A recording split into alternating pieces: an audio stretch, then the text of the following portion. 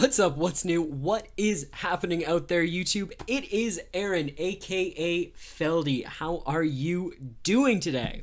Today, I wanted to talk about something that has been on my mind for a little while, which is concessions while playing Magic. So, there is a time-honored tradition when it looks like you've lost the game to concede and move on to the next game. Unfortunately, I think this is a bad habit that people get into that is just causing them to lose games that they would not otherwise be losing. Here's the thing about a concession. When you concede, you have lost. Like 100% of concessions end in losses. It's obvious. You're literally saying, I'm throwing in the towel, I'm conceding. But here's the thing. Not every game is lost. People give up hope. People see the play, think that the game is inevitably done, and they're going to concede. But here's the crazy thing. If you stop conceding, what's going to happen? If you are, if it looks grim, if you don't concede, like, what's the worst that's going to happen? You're going to lose?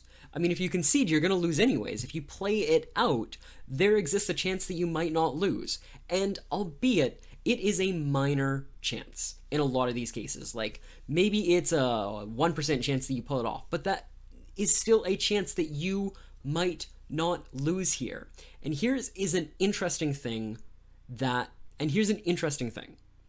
The more you play those last few turns that it looks like it's hopeless and there's probably very little chance that you can win, the more you play these, the more you are going to learn how to play those last few turns to increase the chances of you not losing.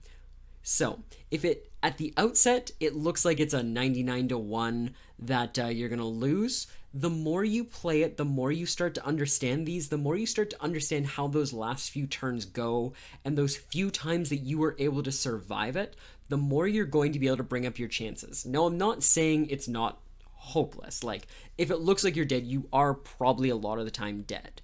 But you can go from a 1 in 100 times that you manage to win it out to 3 in 100 to 5 in 100 to maybe upwards of like 7 in 100. And at that point, like, a 7 in 100 is significant. Like, think of the number of games of Magic that you played. If you were able to suddenly win another 7% of the total 7% of the total games you're playing, that is ridiculously huge.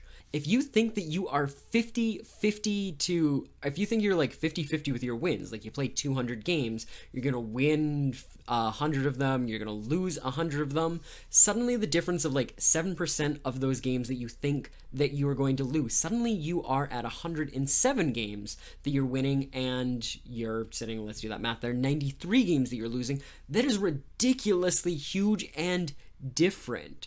Suddenly you're sitting at something like a 53% win rate rather than just a 50% win rate, just because you decided to try, just because you decided you're not going to concede. Now, here's another thing that I found. It's much more of a thing that happens in physical Magic than digital Magic. But when you don't concede, when your opponents expect you to concede, it confuses them.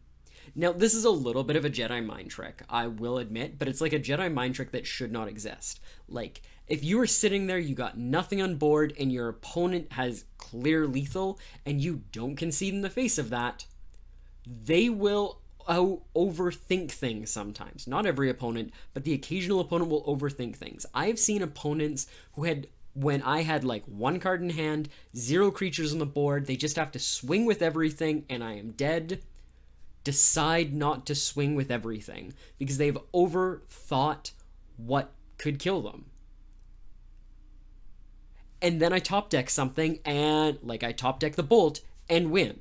When they literally had the win, they didn't take it, and then I'm like, whoops, I got you. And they're like, yep, that's game. And you're just like, okay, yep, that happened. I'm totally just gonna stone face here and be like, yep, that happened. So, please stop conceding. You're going to learn about a different point of the game to play in. You're going to start the more you play in that point, the better off you're going to be at playing in that point, and the better off you are going to be at learning to win unwinnable games. And there is no better feeling in the game than pulling out a game that was unwinnable. As a streamer, every single time that chat is like, you have lost, you should concede, concede, concede, concede, and then I win. Do you know how amazing that feels? It is probably the second best feeling in the world. The first best feeling is winning a game that is like ridiculously tight and you know you have played optimally and you just make the right call in one spot and you win because of that. Those are the best feelings. But the second best feeling, seriously, is pulling off an unwinnable game when everyone expects you to lose. Pulling off an unwinnable game when you, a little while ago, would have conceded and instead winning is amazing. Hopefully this has been kind of fun. This is me trying a new idea out, some sort of daily digest, some ideas stuck in my head. So if you like these, please hit the subscribe button. I'd love to chat with you guys in the future about some of these. If you ever want to talk with me live on stuff like this, please follow me on any of the links below. I've got my Twitter there, I've got my Instagram, and I have got my Twitch.